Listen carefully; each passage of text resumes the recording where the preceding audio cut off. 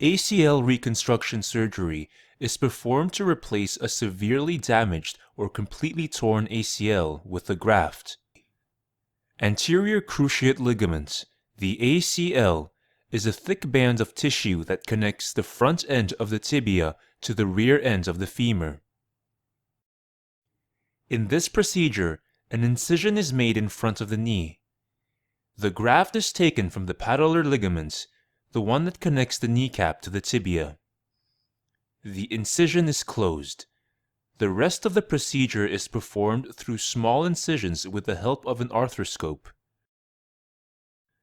The damaged ACL is removed.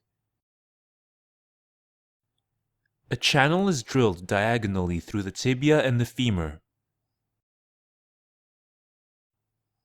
The graft is pulled through the channel.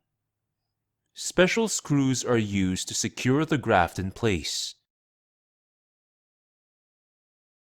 Anavara, committed to delivering quality Medicare at affordable cost, contact us to get a free estimate or a second opinion.